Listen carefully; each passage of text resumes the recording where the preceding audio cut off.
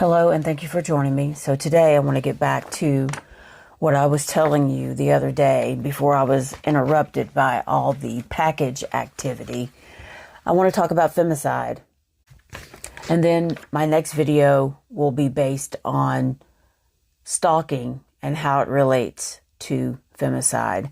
I am also going to eventually get back to this divorce video. I'm thinking of how to approach this and how to explain it to you. Because when you're dealing with people that have these Machiavellian mindsets, it's really hard for people to understand what's going on. So yesterday I gave you stats on femicide. Over 55% of female homicide victims are killed by current or former partners, with 92% knowing their attacker. Firearms are the primary weapon. So the definition of femicide. It is defined as the intentional killing of females with a gender-related motivation. Despite high rates, the U.S. lacks a specific legal definition in its penal code, hindering tracking and justice. I want you to think about that for a minute.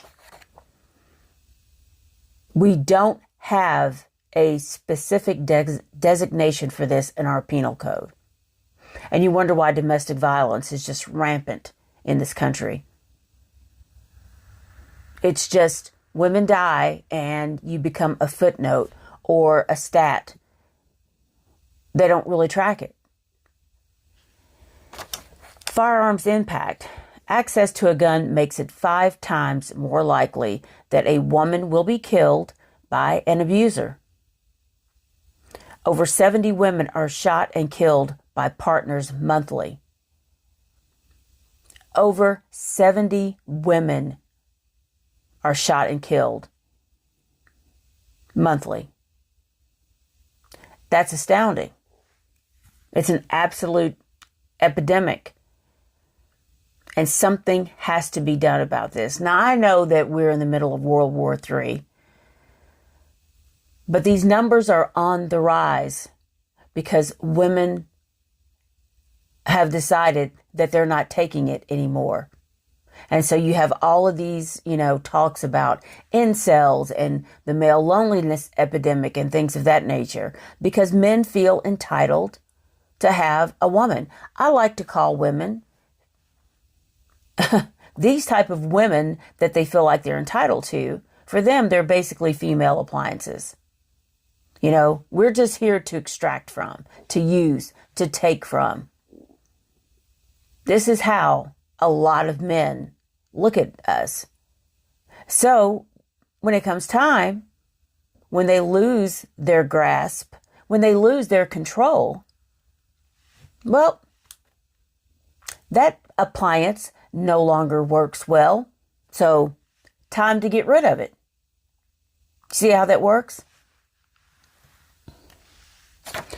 Disproportionate impact. Black women are disproportionately affected, being 3 times more likely to be killed by a domestic partner than their white counterparts. I have theories about this. One thing, we know that black women are basically the low man on the totem pole. We have the least power, the least respect in our society. So therefore, we're just disposable. Oftentimes, look at the maternity rates. It's tragic in this day and age. Fatal maternity rates. Women are still much more likely to die in childbirth than white women. After a 20-year decline, the rate of women killed by men has been rising. Since 2015, the U.S. accounts for 70% of all femicides in high-income nations. 70% in this country. How entitled are these men? Factors contributing to femicide: aggressive masculinity and power dynamics, Deep-seated issues like misogyny and imbalanced power dynamics fuel violence. Systemic failures, gaps in law enforcement, inadequate gun control, and lack of systemic data collection contribute to the crisis. Gaps in law enforcement. Boy, don't we see that. Because law enforcement and domestic violence is kind of like the fox watching the hen house, right? Some of the worst offenders are in law enforcement. That's why they're in law enforcement. That's why they work there. So they have access. They have a badge to hide behind in their abuse. And so we rely on law enforcement to police abusers when many of them don't see much, if anything, wrong with abuse. The source on that data was Ms. Magazine. Do you think they include all police-related deaths in these numbers? I would guess not, since they do not actively monitor or publish numbers in general, much less the ones related to police domestic violence. Now that you know there is no real penal code to define this, how likely is it that you will engage with someone that carries a work-related firearm?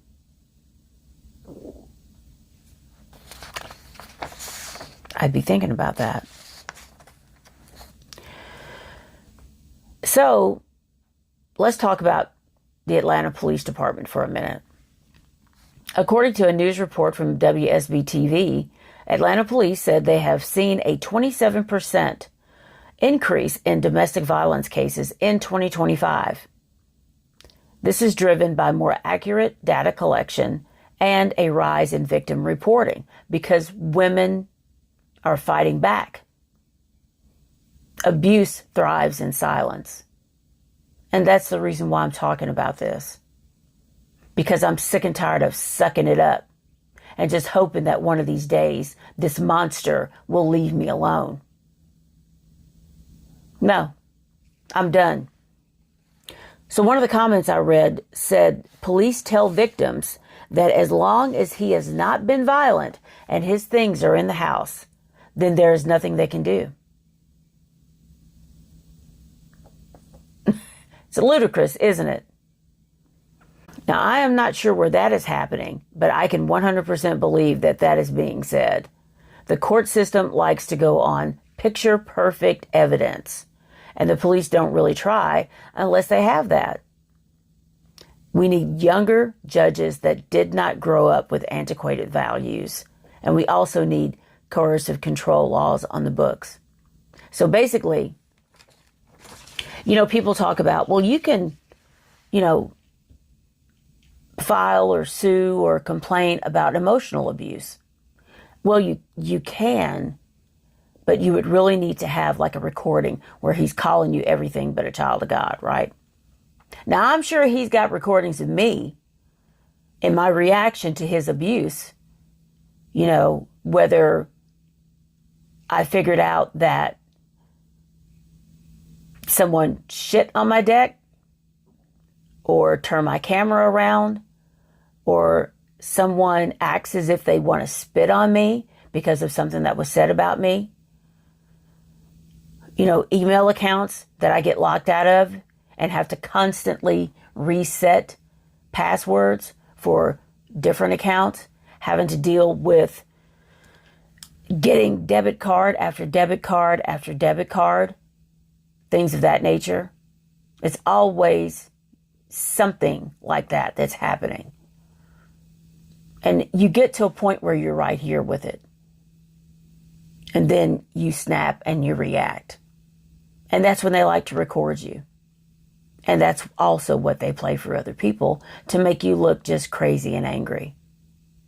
And, when I went over to Fayette County and wanted to speak to Lieutenant Kent again, there's this, it's really interesting because the second time I spoke to him, it was like, oh my God, no, I gotta, Because after Detective Williams spoke with him, or they had whatever talk about me, it was like, oh no. Now I'm sure they probably think she's filing reports, she's over here to complain about him. And can you imagine how this would go? Maybe they're asking him, Mr. Holbrook, your wife was here and she's saying that you're abusing her. And you know what he probably said? Well, that just goes to show you just how crazy she is. And that was probably good enough for them.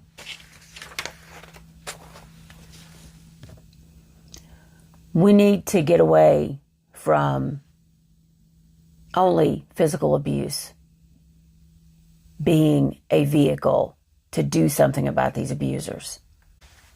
The Atlanta Domestic Violence Unit ran a special operation in December of 2025. And this was called Operation Grinch, because we know that domestic relations, things get intense during the holidays.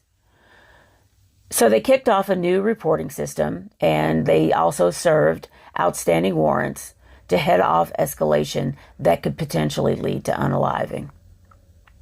It is so ironic to me because last fall, winter, that time period, I had been to the Atlanta Police Internal Affairs, State Patrol, the GBI, and the Fayette County Sheriff's Office. In between, I placed several calls to the Fulton County DA, nothing. Visited the Victims Advocate Office here in Fayette County, and I also had a non-productive conversation with the Solicitor General Assistant, Nikesha Jackson. So it's really ironic that Atlanta was doing this in December of 25, when I've been here trying to figure out how the fuck to keep these people out of my house.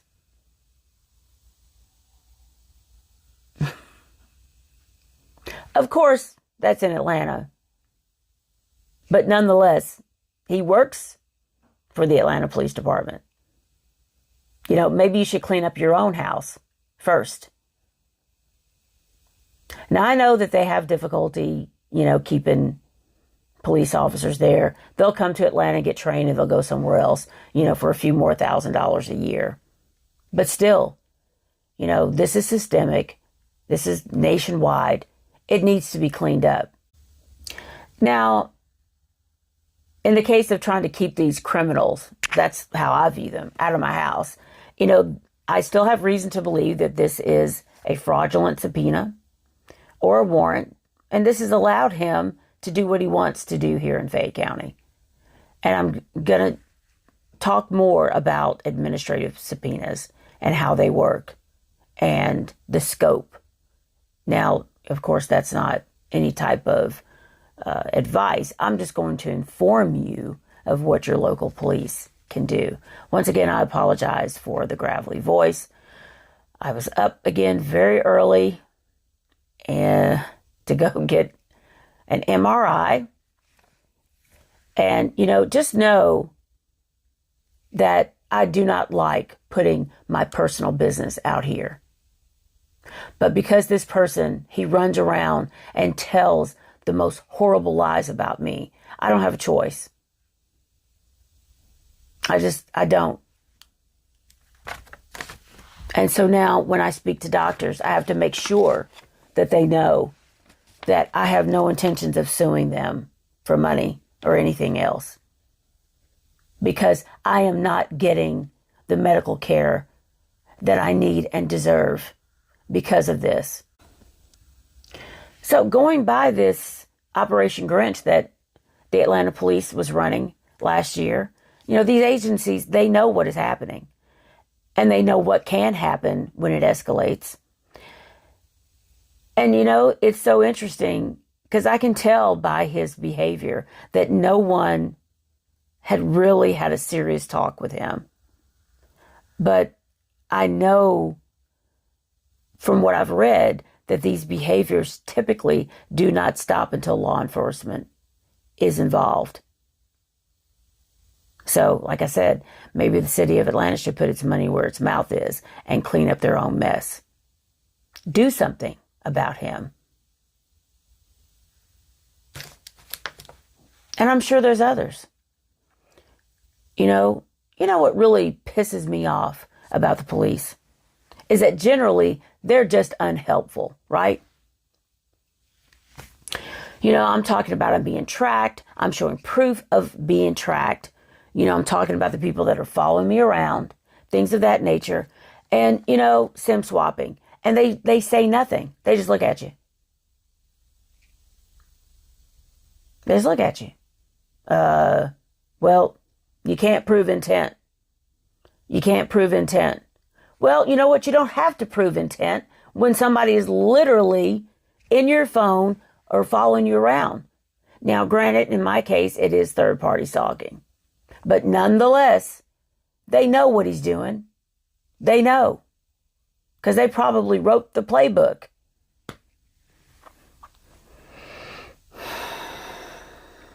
Nothing. You get nothing from them. They don't even try to clue you in as to how someone's doing this. I mean, it took a mechanic,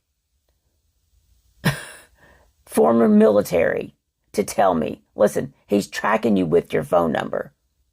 He's tracking you with your phone number. And I thought about that and I was like, everything I read about SIM swapping was they take over your phone. You can't use the phone. You can't make any phone calls, nothing. But in my case, I can still use my phone. Now, there were some times when I would look at it and it would say that, it was not part of the network. But then it would come back on and I could make a phone call. And I finally figured out that he is literally SIM swapping, like a SIM card with my number on it in his phone, back and forth, back and forth. So once that SIM card with my phone number comes out, then my phone comes back online.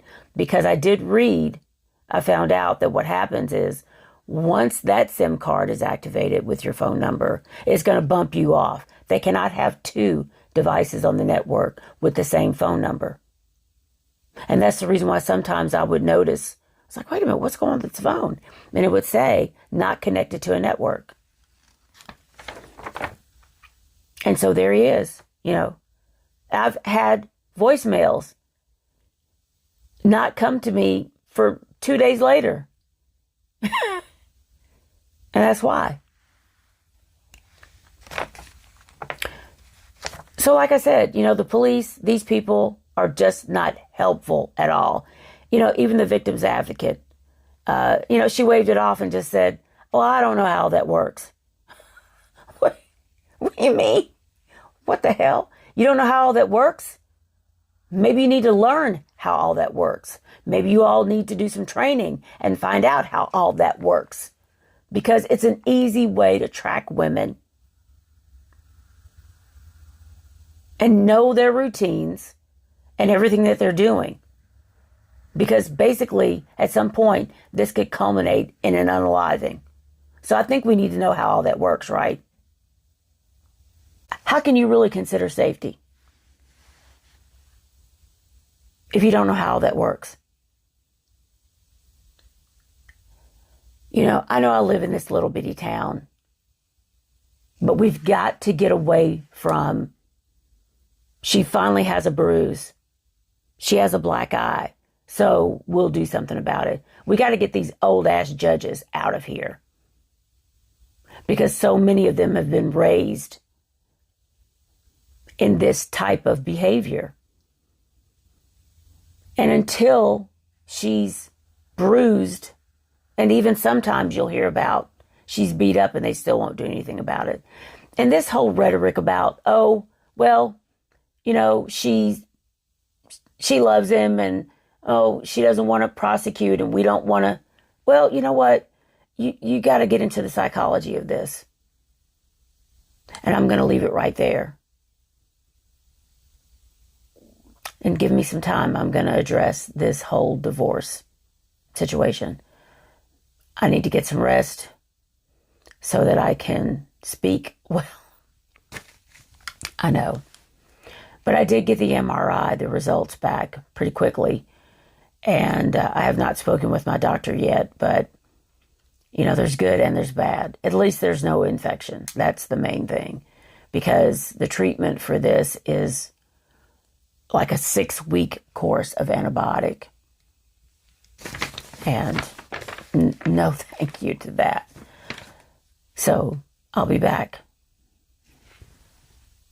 Please like this video.